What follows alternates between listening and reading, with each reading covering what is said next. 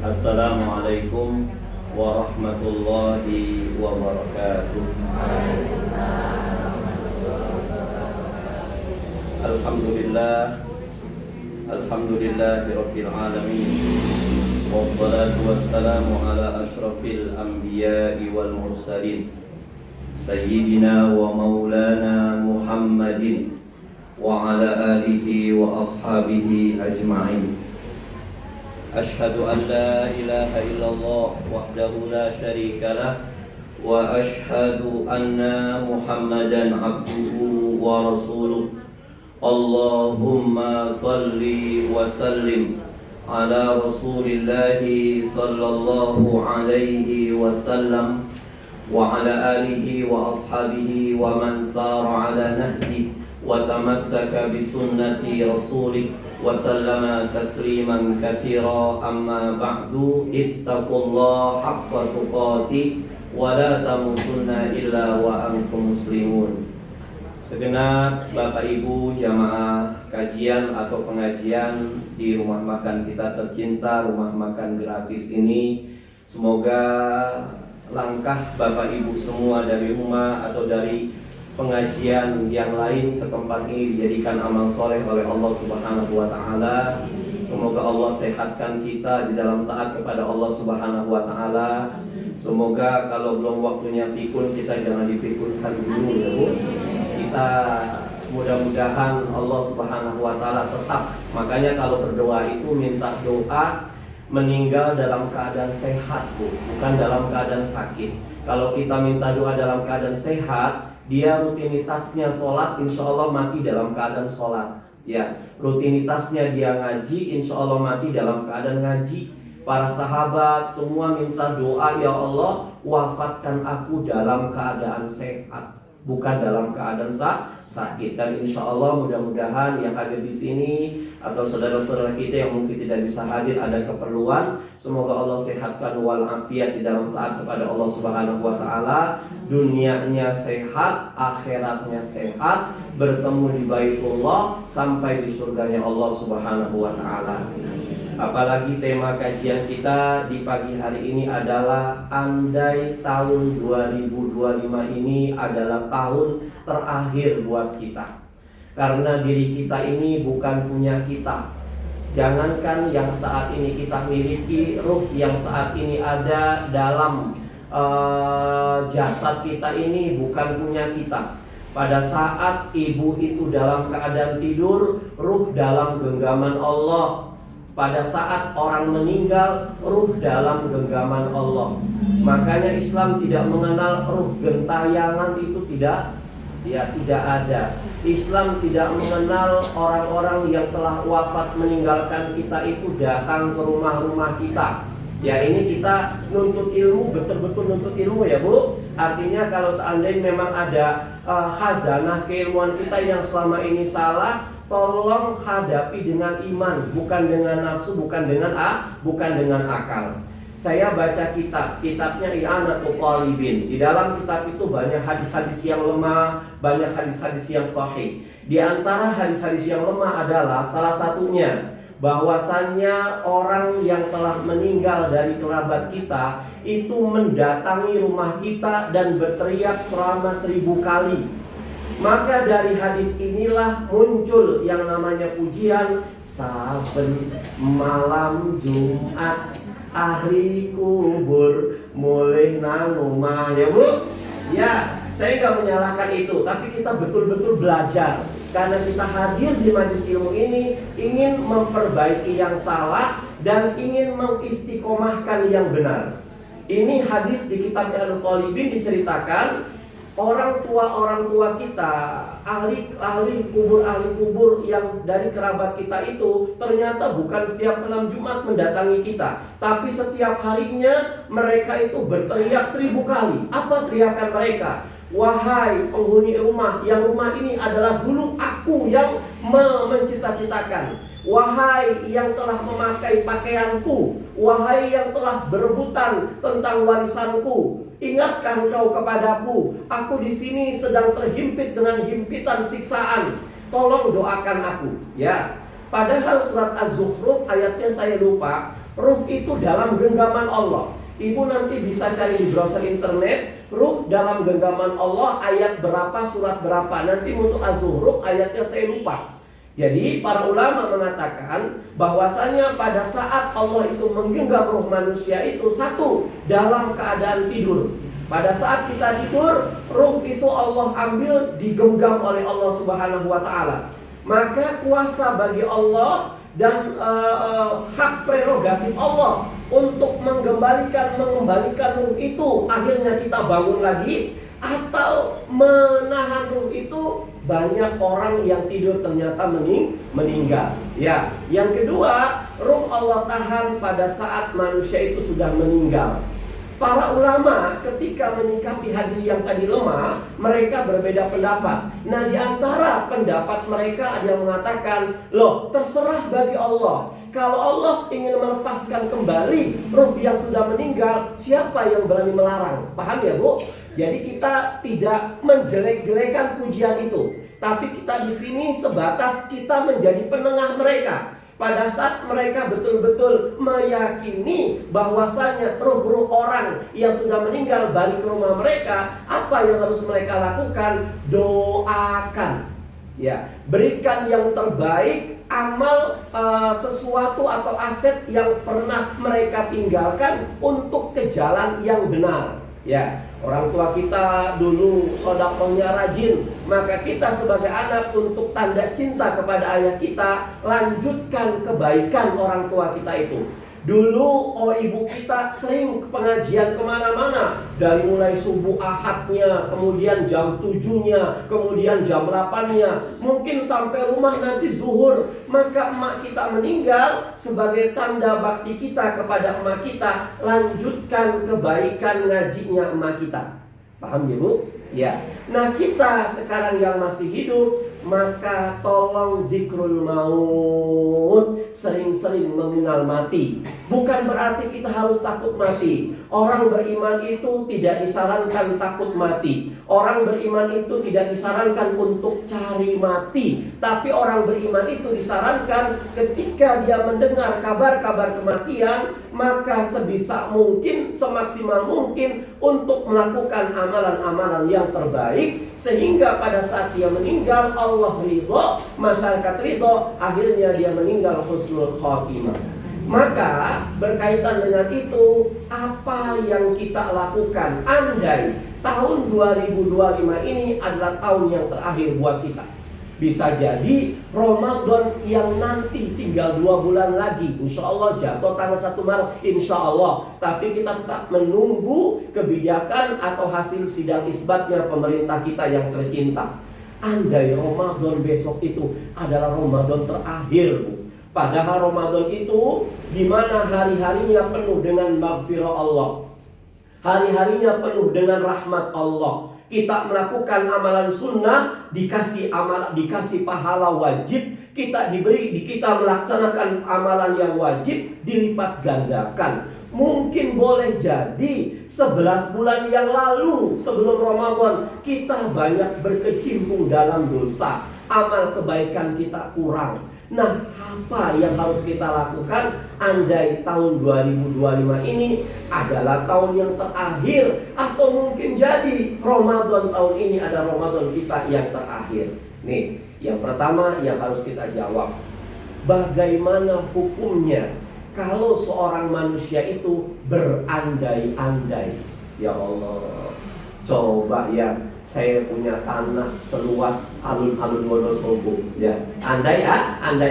Gimana kita menyikapi andai-andai? Dalam sebuah hadis yang sahih yang diriwayatkan oleh Imam Muslim, ini sebelum kita menjawab amal apa yang harus kita lakukan pada saat kalau ini tahun yang terakhir, kita menjawab boleh nggak sih kita itu berandai-andai? Ada sebuah hadis, Bu, diriwayatkan oleh Imam Muslim. Rasul mengatakan, wa in asabaka syai'un fala taqul law anni fa'altu kana kada wa kada.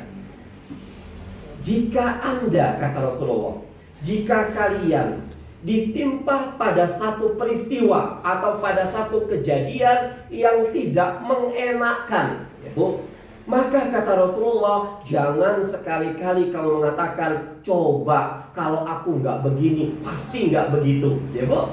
Ya. Kamu sih Pak, harusnya kita ke Jogja, jangan lewat Silento, tapi lewat Tarakan. Lewat Silento, dilalah, sedang ada karnaval, macet. Ya, maka Rasul mengatakan, kalau kita sudah menghadapi satu peristiwa dan sudah terjadi, tidak boleh kita menyesali peristiwa itu. Walakin qul qadarullah, tetapi katakan ini semua sudah catatan takdir Allah, atau ini sudah qadarullah. Jadi pelan-pelan Bu, tahap demi tahap kita ninggalin istilah dilalah. Ya, dilalah itu tidak ada dalam catatan Islam, karena semuanya sudah Allah tuliskan 50.000 tahun sebelum Allah menciptakan langit dan bumi. Termasuk hari ini tanggal 12 Januari bertepatan dengan 13 Rajab kalau tidak salah. Ini kita sudah Allah takdirkan ngumpul di sini jam 8. Berakhir kapan? Wallahu a'lam. Allah yang Maha tahu. Apa kita berakhir pada saat kita sedang nulis, sedang ngantuk, tahu-tahu dibangunkan sudah innalillahi wa inna ilaihi raji'un. Atau kita berakhir nanti sampai rumah kita, lah kok habis ngaji ini kayak sepertinya pusing sekali, mau tidur sebentar lah. Ternyata zuhur dibangunkan sudah innalillahi wa inna ilaihi raji'un. Awal hari ini kita sudah tahu, akhir kita nggak tahu. Makanya selalu kita mohon hidayah Bu. Ya Allah, matikan kami husnul khatimah. Ya Allah biha, ya Allah bi husnil khatimah. Terus berdoa kepada Allah. Karena kematian husnul khatimah itu demi Allah enggak mutlak milik kiai, enggak mutlak milik ulama, enggak mutlak milik ustaz. Mantan penzina, jangan pesimis. Allah memberikan peluang besar bagi Anda untuk mati husnul khatimah. Mantan punten pelacur, enggak usah pesimis. Allah memberikan kepada kalian meninggal dalam keadaan husnul khatimah. Yang penting kata Rasulullah SAW, bahwasannya kematian manusia itu tergantung hobinya. Maka biasakan kita hobi yang baik-baik, hobi berbagi, hobi neraktir orang, ya Bu, hobi tersenyum, hobi ngaji, hobi sholat, hobi baca Quran, hobi sholawatan. Maka kalau kita memiliki hobi-hobi ini, insya Allah atas kehendak Allah, Allah matikan kita tergantung hobinya. Kalau hobinya pelesiran di pantai, maka meninggalnya keseret ombak. Kalau hobinya jalan-jalan belanja, maka meninggalnya di depan kasir.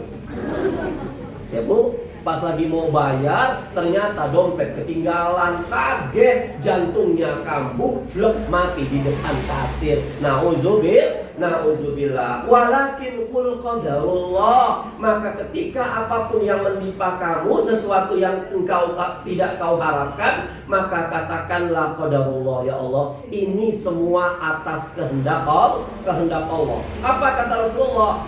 Wa ma syaa fa'ala. Kalau Allah berkehendak, semua akan terjadi. Walaupun kita betul-betul menahan, ya Allah, mudah-mudahan hari Ahad ini jangan hujan, ya Allah. Ternyata hujan. Ini sudah qadarullah Bu, bukan dilala, tapi qadarullah. Tapi ribuan orang minta agar hujan itu. Sekarang Los Angeles itu minta hujan semuanya Bu.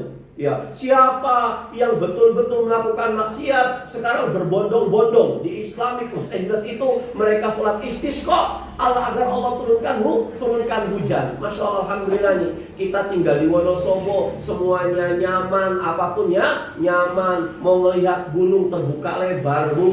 Salah satu saya betah tinggal di Wonosobo. Kenapa? Kalau tinggal di Jakarta, bangun tidur buka jendela tempat sampah. Bangun tidur buka jendela tembok. Di Wonosobo bangun tidur buka jendela, Masya Allah, pemandangan indah. Masya Allah, la quwata illa billah. Fa inna law taftahu amala syaitan. Karena kenapa kok Ustaz? Rasul melarang kita untuk mengatakan jilalah, untuk mengatakan menyesal, ya Allah, kok bisa kayak begini sih? Karena kata-kata seandainya itu terhadap sesuatu yang sudah terjadi itu membuka perbuatan syaitan. Ya, dari hadis ini yang tadi kita pelajari berarti berandai-andai boleh atau tidak? Enggak boleh. Ini hadis pertama, Bu. Jadi berandai-andai itu enggak boleh. Yo, tapi jangan disimpulkan dulu. Ada hadis yang kedua. Apa kata Rasulullah SAW? Dalam hadis lain diriwayatkan oleh Imam Ahmad dan disahihkan oleh Syekh Al-Albani, Nabi Muhammad SAW itu membagi manusia kepada 4 bagian. Siapa mereka? Ada manusia yang kaya harta, kaya ilmu. Insya Allah. Dia punya harta, punya ilmu. Akhirnya umroh sebulan sekali. Karena punya ilmu. Bukan karena melihat tetangganya umroh, dia latah umroh-umrohan. Ya kan? Dia ke haji setahun sekali. Loh, kenapa sih? Saya alhamdulillah diberikan oleh Allah, harta saya banyak dan ilmu saya punya. Setiap tahun berangkat haji, setiap bulan berangkat umroh. Mas, panjenengan enak-enakan berangkat haji, berangkat umroh. Tetangga panjenengan itu pada miskin semua. Alhamdulillah, saya setiap Jumat berkah memberikan apa yang mereka perlukan. Saya orang kaya dan saya tahu ini amanah dari Allah. Ketika saya punya harta, maka tanda syukur saya kepada Allah apa? Menggunakan harta itu untuk sesuatu yang dikehendaki oleh Allah Subhanahu wa taala. Tenang, ya. Kalau orang Islam itu kaya, mereka tenang. Allahu Akbar, sholat tenang. Ya, SPP anak sudah siap. Ya kan? Anak mau kuliah kedokteran sudah ada berangkasnya. Mau ada jamaah yang wisata ziarah ke Palestina, ke Mekah Al-Madinah, kita sudah siap. Tenang, Bu. Ya, Allahu Akbar. Habis bulan ini angsuran PCX, alhamdulillah ada uangnya. Ya kan? Alhamdulillah ada uangnya. Tuh. Yang kedua kata Rasulullah SAW, orang yang miskin harta tetapi kaya ilmu. Maka orang seperti ini biasanya dia bisa melakukan amal soleh apapun, tapi dia belum Allah izinkan untuk melakukan amal soleh yang sifatnya mengeluarkan harta benda. Karena apa? Dia hanya kaya ilmu, tapi harta nggak punya. Yang ketiga, ada orang yang diberikan oleh Allah kaya harta, miskin ilmu. Yang pertama, kaya harta, kaya ilmu, ini orang beruntung. Yang kedua, miskin harta, kaya ilmu, ini orang beruntung juga, Bu. Ya. Yang ketiga, kaya harta tapi miskin ilmu, ini orang yang rugi.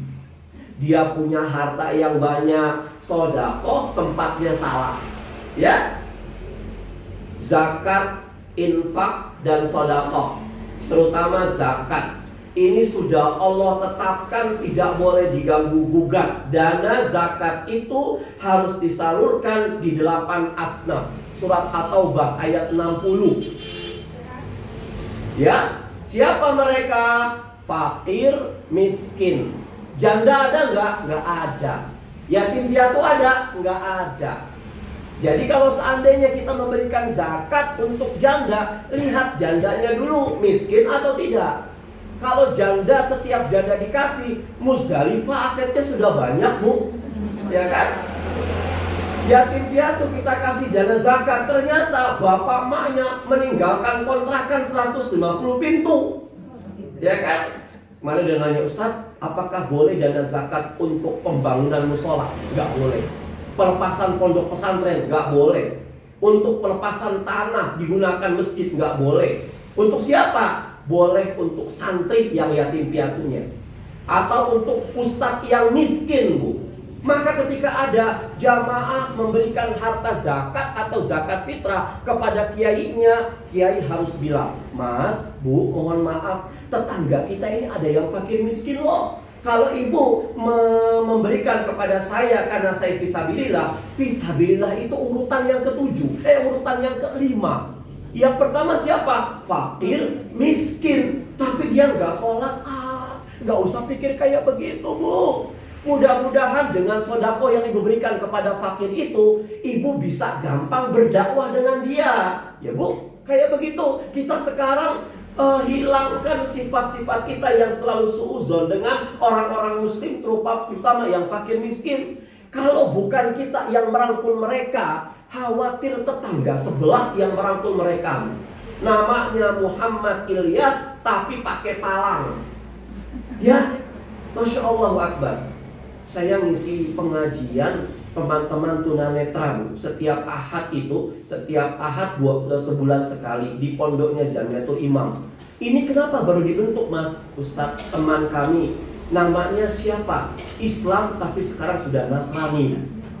Seperti itu. Jadi siapa yang merangkulnya? Kita-kita ini. Maka yuk buang mindset kita, buang pikiran kita. Ada tetangga kita yang membutuhkan, anaknya mau bayar SPP, walaupun dia gak pernah pakai sarungan, gak pernah sholat. Kita melihat dia sering Ramadan ngerokok, jangan melihat itu dulu. Yang pertama kita mungkin diberikan oleh Allah ladang amal soleh, diperlihatkan oleh Allah, ini ada tetangga kamu nih. Nggak usah jauh-jauh ke Palestina dulu, nggak usah jauh-jauh ke Bandung dulu. Ini ada tetangga kamu, tapi dia nggak sholat Ustaz. Boleh jadi pada saat kamu sudah memberikan apa yang kau punya kepada dia, dakwah itu gampang. Sekarang orang yang kita dakwahkan, mereka lebih senang mendengar ini buat kamu daripada qala Rasulullah SAW. Ya bu, daripada qala Allah. Saya lapar Ustaz, saya mau sholat gak punya sarung Ustaz. Maka dakwah kita bukan hanya dengan agama saja, bukan dengan Quran hadis saja, tapi bi amwalikum wa anfusikum, harta yang kita punya. Seberapa Ustaz? Semampu kita. Ya. Kemudian yang keempat, miskin harta, miskin ilmu. Ini orang belangsak bu. Di dunia sudah ambles, akhirat juga amburadul. Ya. Maka kata Rasulullah SAW, nomor 1 dan 2 itu orang yang beruntung, nomor 3 dan nomor 4 orang yang buntung. Ya. Maka ketika Rasulullah SAW berbicara 4 karakter tadi, Rasul melanjutkan ibu. Rasul melanjutkan. Apa kata Rasulullah SAW? Yang nomor 2 apa tuh yang nomor 2? Orang yang miskin harta, kaya ilmu. Dia bilang kepada Rasulullah SAW, ya Rasulullah, lau kana li mithlu hadza amiltu fihi mithal ladzi ya'mal. Wahai Rasul, seandainya aku ditakdirkan oleh Allah hidup di dunia ini seperti yang nomor 1 ya Rasul. Ya bu, coba saya seperti tetangga saya yang dia soleh, dia juga hartanya banyak. Pasti aku akan melaksanakan zakat infak sedekah yang sebanyak-banyaknya seperti nomor 1 yang lakukan. Seandainya. Ya, maka kata Rasulullah SAW mengatakan, kata Rasulullah, orang yang pertama dan orang yang kedua itu mereka mendapatkan pahala yang sama. Maka hadis yang kedua ini andai-andainya diperbolehkan. Bisa membedakan bu? Ya, bedanya gimana Ustadz? Bedanya kapan kita berandai-andai dan tujuan kita berandai-andai itu apa? Ya, kalau kita berandai-andai itu sesuatu yang sudah terjadi, maka andai-andainya tidak diperbolehkan. Tetapi kalau andai-andainya sesuatu yang belum terjadi dan tujuan andai-andainya itu bagus, ini dibenarkan dan dibolehkan. Ya Allah, seandainya saya nanti Ramadan tahun ini keluar arisan 3 triliun ya Allah. Ya bu, saya akan berangkat umroh sekeluarga selama Ramadan. Itu bagus gak bu? Bagus. Itu andai yang dibenarkan. Belum terjadi, arisannya dikocok 100 tahun lagi, kita berandai-andai sekarang. Boleh bu. Ya, Allahu Akbar. Itu. Ya. Nah, judul kajian kita atau pengajian kita ini, andai ini tahun ini Ramadan yang terakhir atau tahun 2025 terakhir, berarti andai-andai kita ini mengacu ke hadis pertama apa hadis kedua? Hadis kedua, karena kita mau berbuat baik. Apa ya Ustaz yang Rasulullah SAW amalkan pada saat dia merasakan ajal kematian sudah ingin mendatanginya? Maka Rasul memaksimalkan beribadah. Ya, memaksimalkan beribadah.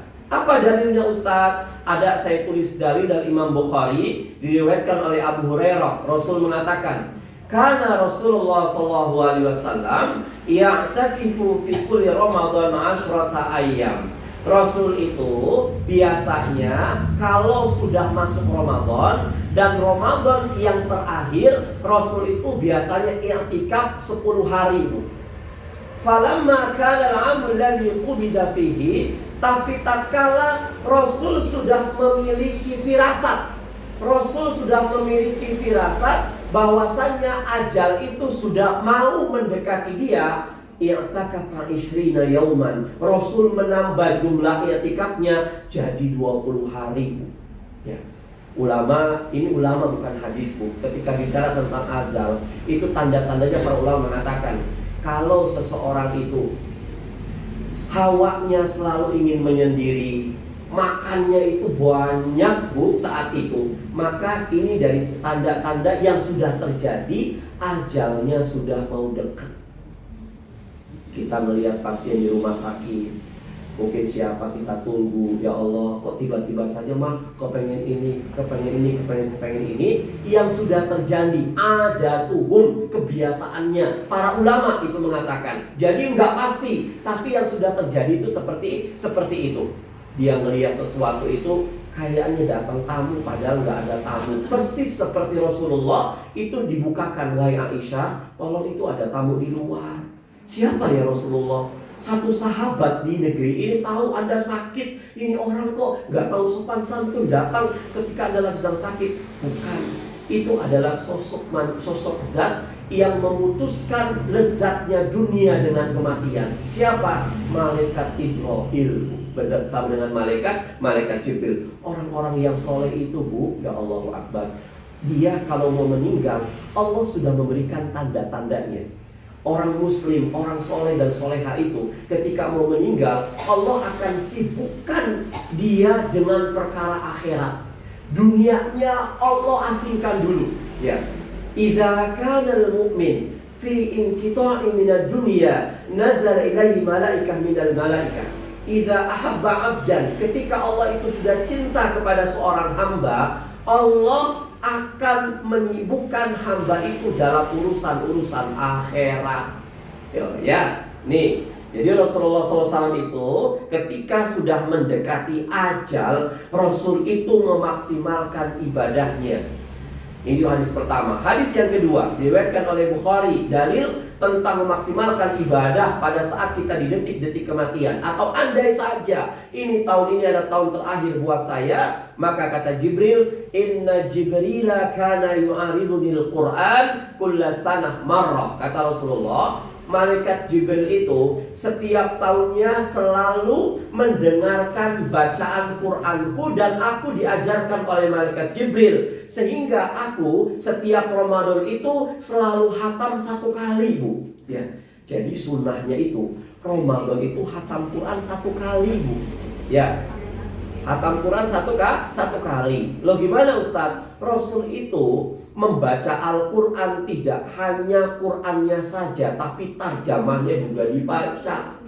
Kalau seandainya saya lempar pertanyaan ibu yang hadir di sini, dalam seumur hidup ibu, siapa yang pernah menghatamkan Al-Quran? Saya yakin semuanya angkat tangan. Saya Ustaz, saya. Ibu berapa kali? Saya alhamdulillah sudah 6 kali, saya 8 kali, saya 7 kali. Sekarang saya lemparkan pertanyaan. Di antara ibu, siapa yang pernah menghatamkan tarjamah Al-Quran? Belum Ustaz, yuk sama-sama. Orang itu bisa resap baca Qurannya kalau dia paham artinya. Allahu Akbar. Bismillahirrahmanirrahim. Dia sedih, ya Allah. Itu yang asam urat nggak terasa, Bu. Yang lagi vertigo, nggak terasa. Betul-betul lagi khidmat dia sholatnya.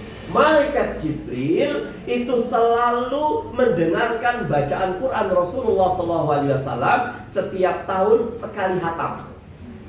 Wa innahu aradunil am marratain. Dan pada saat malaikat Jibril bilang, ya Muhammad, aku ini kepengen mendengarkan baca Quranmu tahun ini, Ramadan ini 2 kali.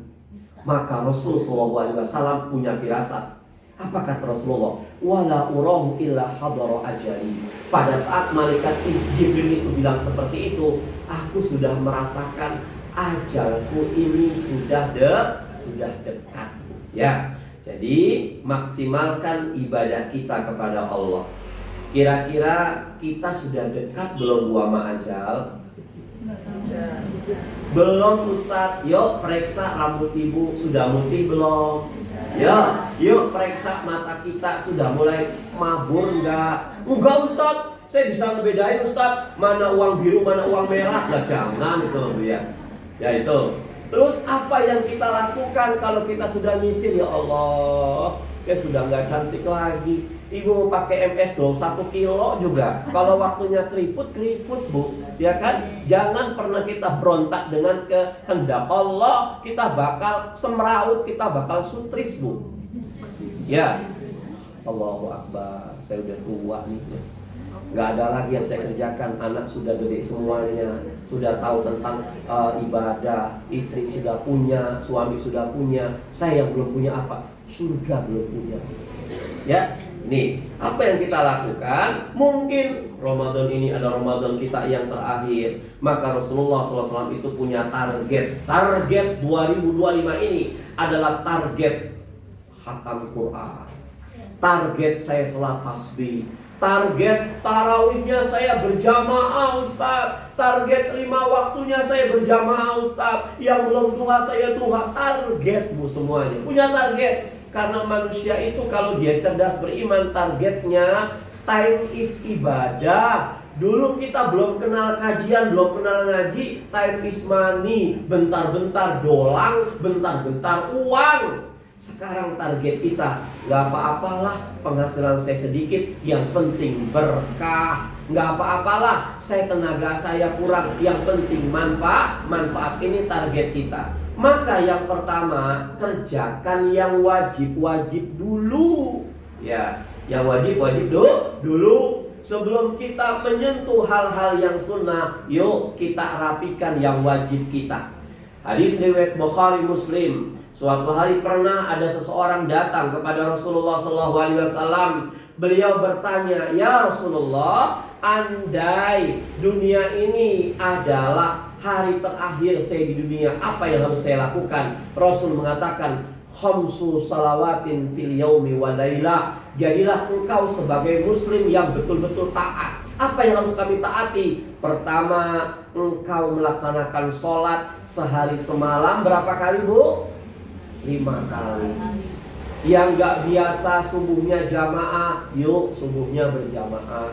Yang gak biasa sholat sunnah qobliyah subuh, yuk sholat sunnah qobliyah subuhnya. Yang biasa bangunnya setelah as-sholatu khairum minan naum, yuk bangunnya sebelumnya. Siapa tahu ini adalah sholat subuh kita yang terakhir.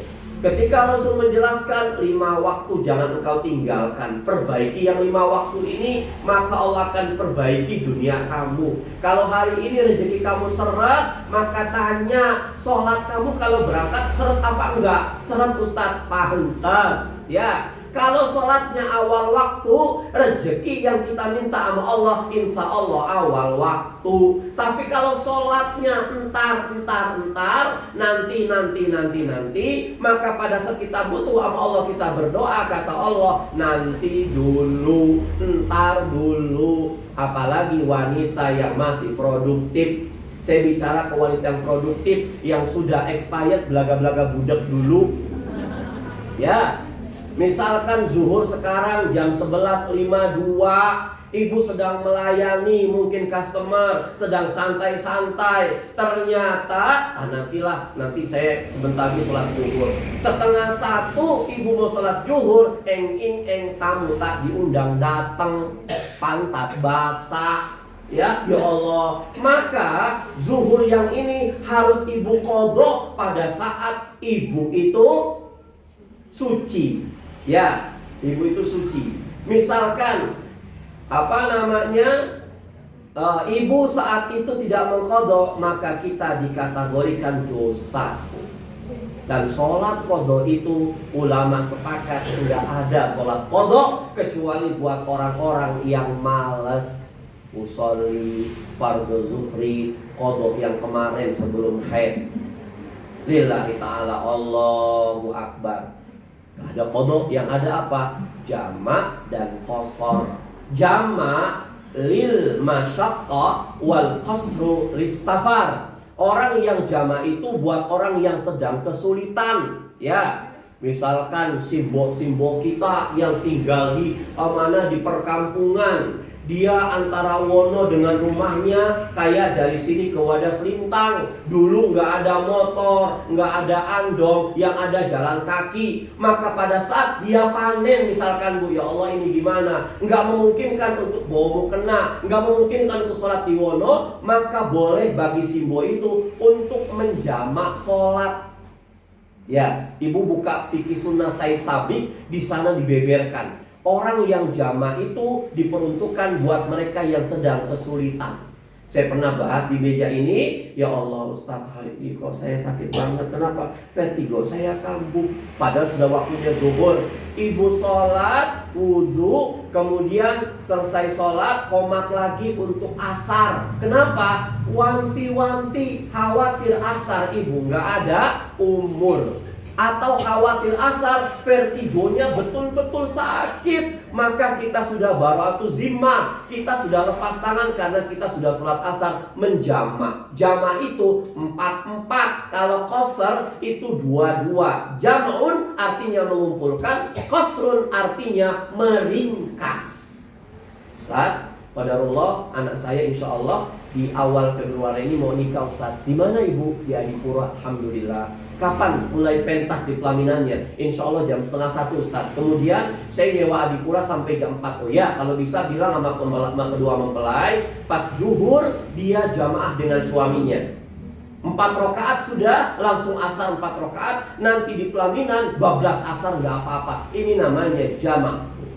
Ya, tapi ini diperuntukkan buat orang-orang yang sedang masyaqqah, yang sedang ada kesulitan, yang sedang ada betul-betul kesibukan. Jangan dimudah-mudahkan kayak begitu. Ya. Kemudian orang yang tadi bertanya, "Ya Rasulullah, cukup 5 waktu itu saja?" Iya. Hal alayya ghairuhunna? Apakah ada lagi sholat yang wajib selain itu? Maka Rasul mengatakan, la illa an tatawwa'a. Tidak, kecuali kalau kamu ingin melaksanakan yang sunnah.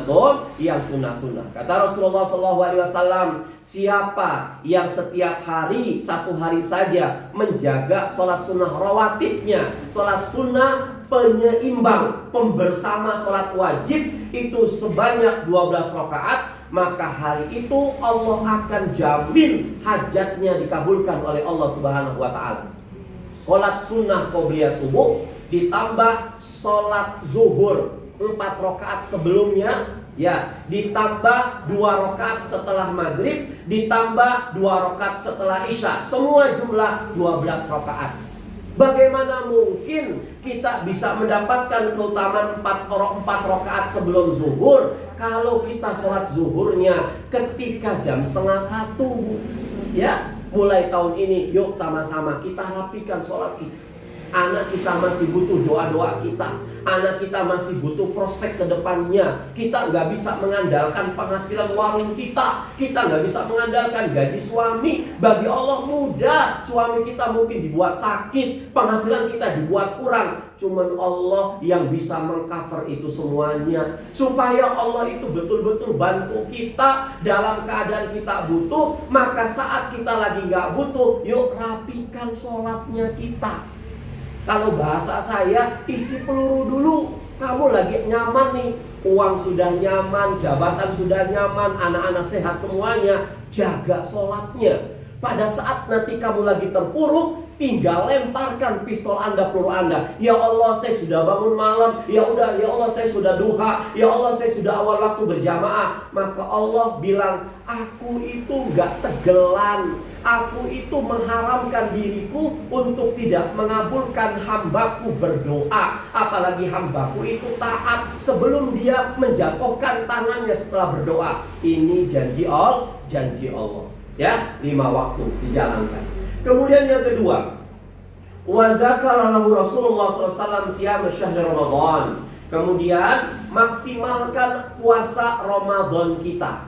Ya, apalagi yang perempuan yang masih produktif itu mustahil bagi perempuan yang produktif itu Ramadan dapat satu bulan. Dan ini merupakan rukhsahnya buat Allah. Tahu perempuan itu kerjanya 24 jam full. Kalau aku nggak memberikan dia head, dia nggak akan istirahat. Makanya diberikan oleh Allah head supaya istirahat. Headnya perempuan di bulan Ramadan, pada saat dia nggak melakukan apa-apa yang Allah larang, maka dia mendapatkan pahala sami'na wa ata'na ke Allah.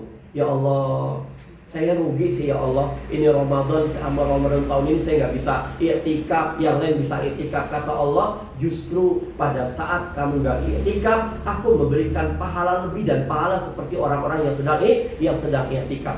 Ya. Suatu hari para muslimah itu mendemo Rasulullah SAW. Ya Rasulullah, aku ingin pergi jihad ya Rasulullah. Kata Rasulullah, nggak bisa. Kalau kenapa? Kamu ini wanita. Akhirnya mereka meneteskan air mata. Pada saat mereka menyesal, Allah berikan apa yang kamu niatkan betul-betul karena Allah, maka Allah memberikan pahala seperti apa yang mereka lakukan yang kalian tidak bisa melakukannya. Tapi kalau orang lagi alhamdulillah Ramadan saya nggak puasa, besok pagi bisa makan baksonya Mang Udin. Nah ini nggak boleh, ya kan? Tapi kalau saya lagi nggak puasa nih, berarti harus bikin takjilan lebih semangat, harus mendoakan anak-anak lebih semangat. Jadi maksimalkan Ramadan kita.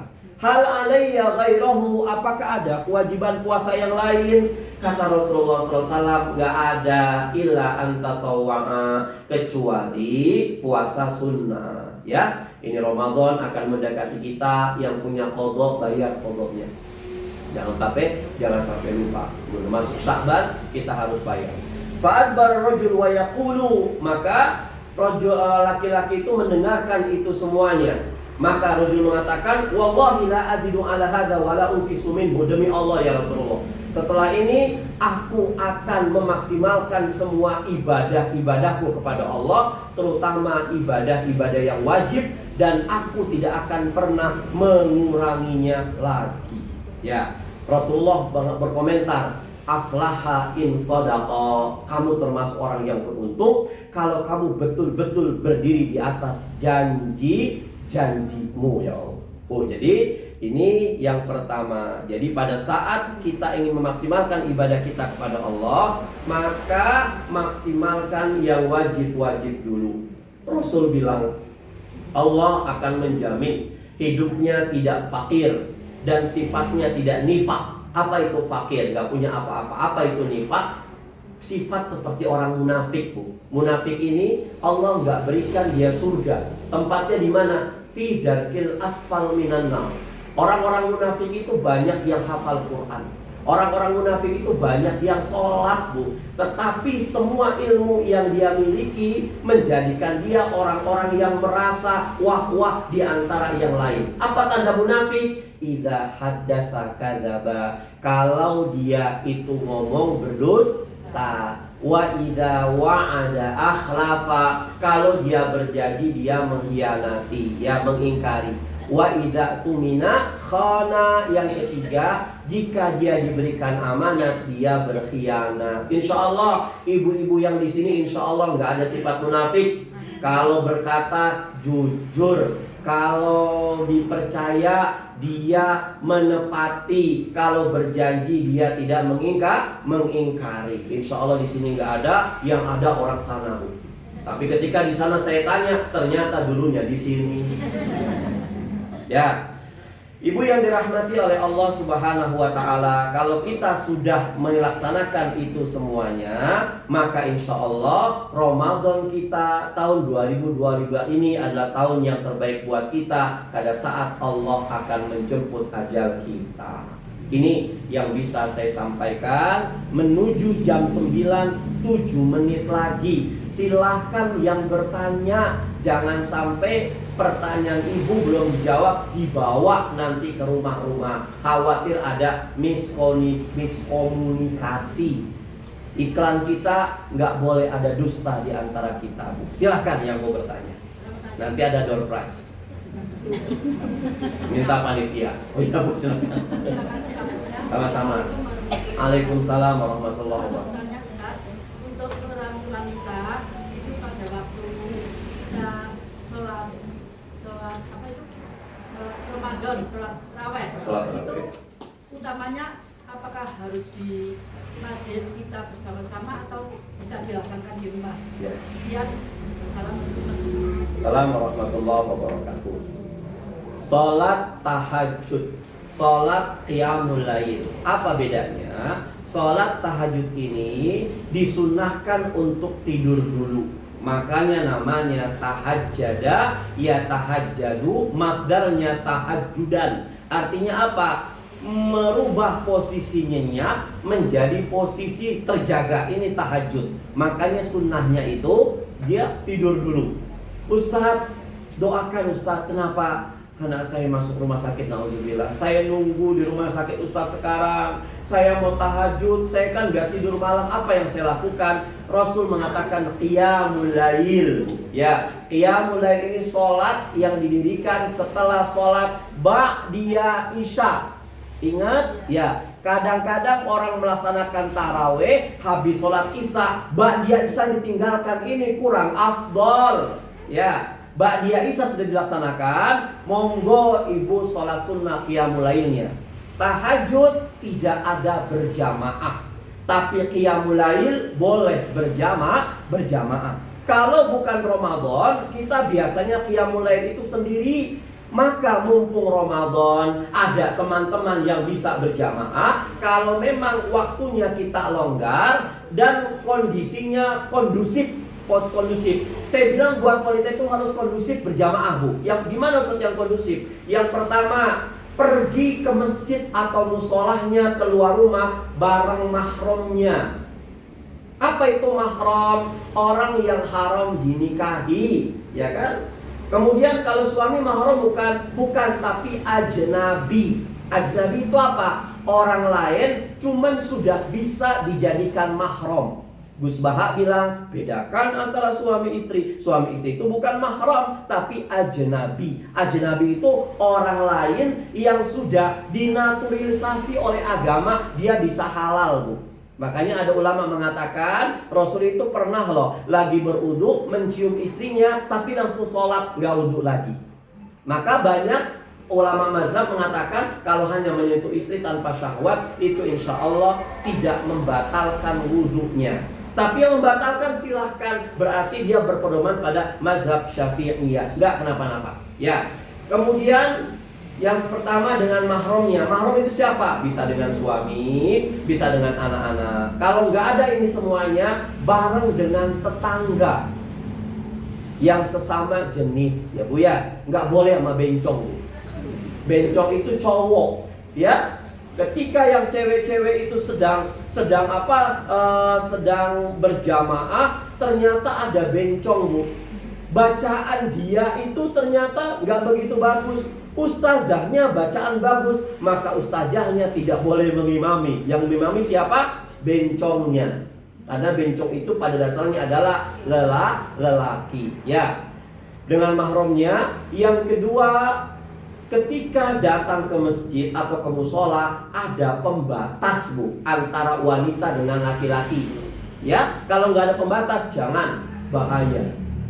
Ya, bahaya. Kemudian yang ketiga, pekerjaan rumah tangga di rumah, apalagi Ramadan, sudah tuntas, tas, tidak ada yang terbengkalai. Maka silahkan Anda sholat berjamaah. Tapi kalau tiga ini belum sempurna, alangkah baiknya sholatnya di rumah, apalagi qiyamul lail. Buat mereka yang sudah terjaga semuanya, monggo langsung kita target qiyamul lail berjamaah di masjid. Ya, Ustadz, berjamaah di masjid qiyamul lail atau tarawih. Kalau Ramadan qiyamul lail berubah namanya menjadi tarawih. Dari kata-kata roha yurohi, artinya sholat santai, Bu. Allahu Akbar, Bismillahirrahmanirrahim. Itu sholat santai namanya. Alhamdulillahirabbil alamin, sholat santai. Tapi kalau ada sholat itu menyalahi sholat tarawih, lebih baik cari masjid lain, ya Bu. Ibu kepingin sholatnya khusyuk apa sholatnya morat marid? Khusyuk. Tapi Ustaz kelamaan. Kalau kelamaan, cari masjid yang terawihnya sebentar nggak apa-apa. Enggak lah Ustaz, saya terawihnya yang banyak saja. Bagus Bu. Ya, karena semuanya ada dalilnya. Mereka yang sholat 11 rakaat, ketika dia bermakmum kepada orang yang sholatnya 23 rakaat, maka tidak boleh keluar masjid dulu sebelum jamaahnya rampung pada keluar, Bu. Kalau tidak dilaksanakan ini, maka tarawihnya tidak sempurna. Buka hadis Bukhari Muslim, babu qiyamul lail fi Ramadan. Kalau seandainya memang saat itu saya mengikuti yang 8 rakaat, saya nunggu witir. Ustadz, saya witirnya mau di rumah, mau sama-sama dengan tahajud. Berarti ibu sibukkan sampai imam itu rampung, baca Qur'annya, zikirnya. Kelamaan Ustadz, 1 hari saja. Besok ibu nyari masjid yang 11 rakaat. Gitu ya Bu? Allah a'lam bishawab. Ya. Oh ya. Assalamualaikum warahmatullahi wabarakatuh. Waalaikumsalam warahmatullahi wabarakatuh.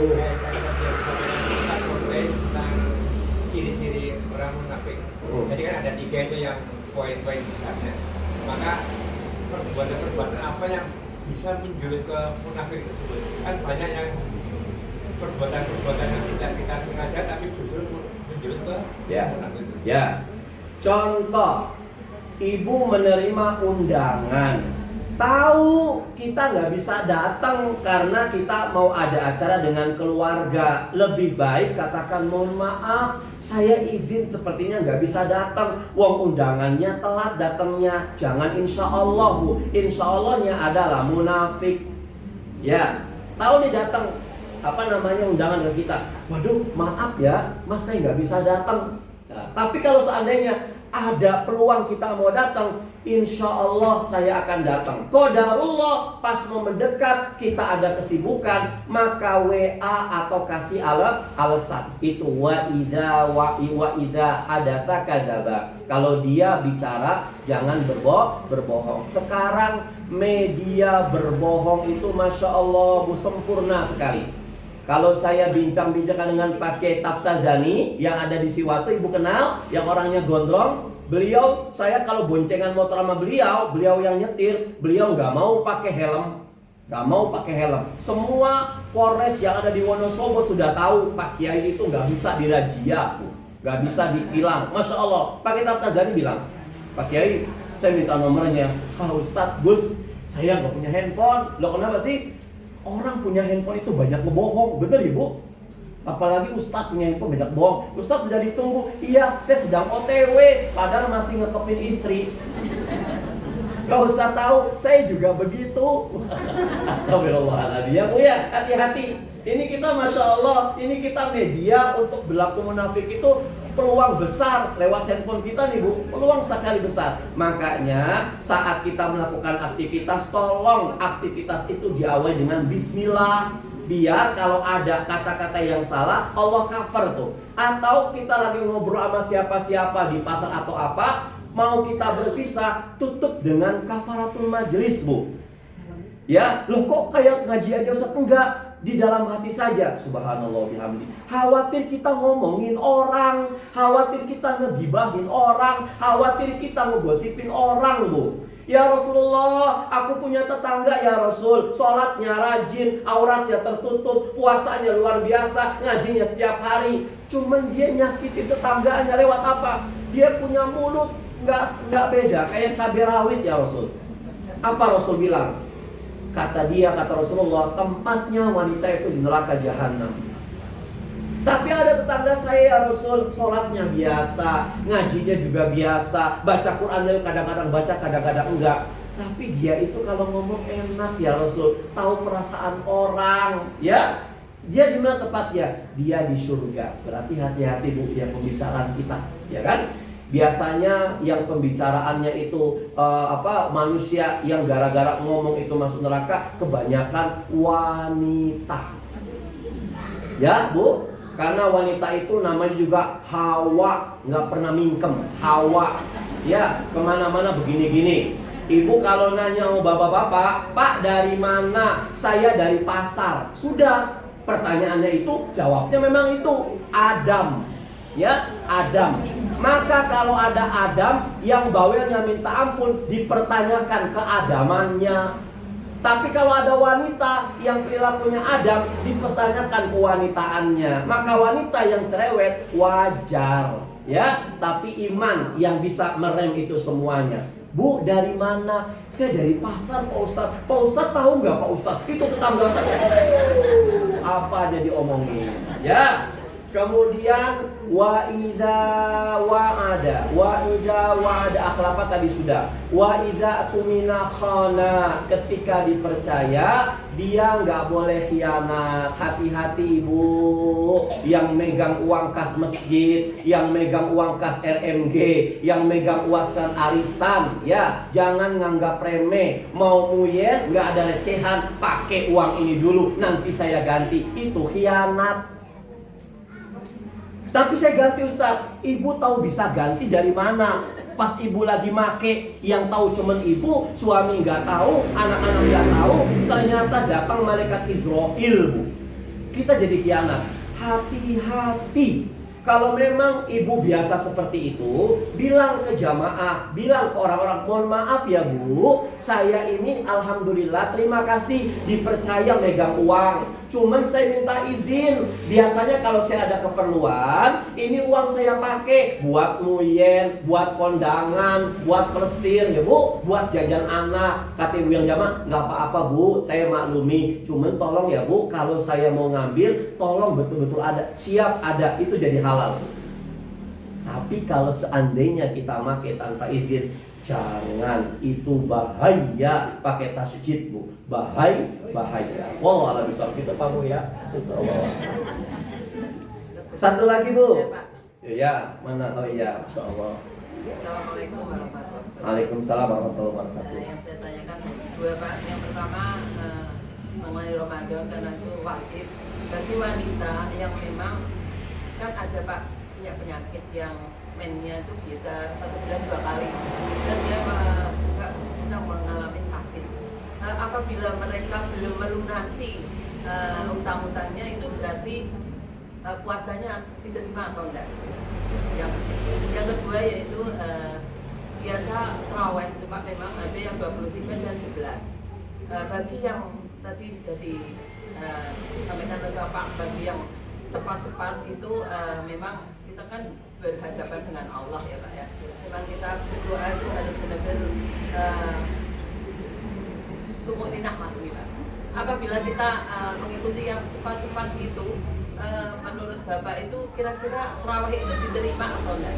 Hanya itu Pak yang bisa kami sampaikan. Terima kasih atas jawabannya. Assalamualaikum warahmatullahi wabarakatuh. Terima kasih. Yang pertama, sepakat para ulama, orang yang tidak wajib qadha tetapi bayar fidyah itu ada 3. Satu ikhtilaf. Yang 3 itu siapa? Ada orang tua yang tidak kuat lagi untuk berpuasa. Ini sepuh karena ketuaan dia, ya kan? Kemudian yang kedua, orang sakit yang tidak ada harapan untuk sembuh. Kemudian yang ketiga, orang yang sedang mengandung atau yang sedang menyusui, khawatir kalau dia puasa terjadi apa-apa dengan bayinya. Ini harus dengan diagnosa dokter, bukan aji mumpung. Ya, ini sepakat. Kemudian yang tidak sepakat siapa? Yang 3-nya tadi saya sebutkan, sepakat boleh dengan fidyah tanpa dengan qadha. Tetapi Imam Syafi'i rahimahullah mengatakan, orang yang menyusui dan orang yang sedang mengandung yang khawatir itu bisa sakit karena dirinya bukan karena bayinya, maka Imam Syafi'i mengatakan dia nggak wajib fidyah tapi dia wajib qadha. Ya.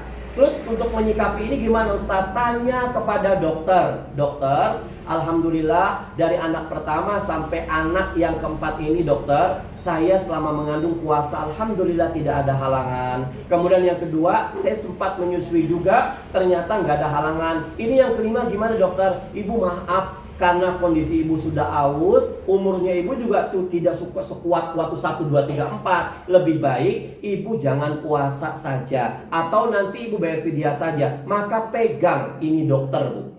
Ya, kita juga harus halalan thayyiban. Bukan hanya thayyib, bukan cuma halal tapi juga thayyib. Kamu kenapa asam urat makan emping? Emping kan halal Ustaz, tapi kan gak thayyib bagi kamu. Quran mengajarkan halalan thayyiban, halal tapi juga baik. Kalau halal tapi gak baik jangan, kalau baik tapi gak halal juga jangan. Islam itu sempurna. Biasanya orang-orang itu apalagi baru belajar agama, dia mengatasnamakan agama untuk tujuan yang salah, Bu. Ya, Mah, aku ingin menikah lagi, Mah. Loh kenapa? Sunnah Rasulullah SAW. Padahal sholat 5 waktu berjamaah sunnah Rasul, makan pakai tangan sunnah Rasul, jenggotan sunnah Rasul. Tapi yang itu tidak dilaksanakan, yang enak-enak dilaksanakan. Gitu ya Bu ya. Kalau yang wanita haid wanita itu maksimal 16 hari Bu. Lewat 16 hari namanya darah istihadah. Misalkan si wanita ini dia belum 16 hari Ustaz, tapi sebulan 2 kali Ustaz. Contoh, misalkan 3 hari, kemudian bersih, blas nggak ada merah kecoklat-coklatan. Itu kan darah haid, merah kecoklat-coklatan. Dia sholat, ternyata baru sholat 10 hari, darah haid lagi datang. Selama haid yang pertama belum 16 hari, berarti ini darah haid, Bu. Tapi kalau seandainya yang pertama sudah 16 hari, ini bukan darah haid, maka bersihkan darah itu darah penyakit. Sholat, kamu puasa, dan tanyakan kepada dokter ahli kandungan. Buat orang seperti ini gimana Ustadz? Kalau memang kata dokter, puasa Bu, bismillah puasa. Tapi kalau seandainya ibu ini bilang, Bu, sepertinya ibu nggak puasa, Ustaz, dokter, kalau bulan ini saya nggak puasa, bulan depan saya kodok. Jangan Bu, ini menyangkut organ ibu, lebih baik fidyah, makanya fidyah. Kayak gitu ya Bu. Wallahu a'lam bishawab. Kemudian yang kedua Ustaz, ketika Ustaz transit di sebuah masjid, lagi safar atau lagi apa, qadarullah imamnya itu cepatnya luar biasa Ustaz. Maka yang pertama, diterima atau tidak diterimanya itu urusan Allah ya Bu ya. Cuman sah atau tidaknya kita bisa memprediksi. Tapi alhamdulillahnya pada saat kita sholat berjamaah, semua apa yang kita katakan mengcopy paste imam. Imam begitu, kita begini. Imam begini, kita begini. Allahu Akbar. Imam sudah minal jinnati wan nas. Kita Al-Fatihah belum rampung, maka nggak boleh kita melanjutkan Al-Fatihah. Langsung kita ikuti gerakan imam. Karena apa?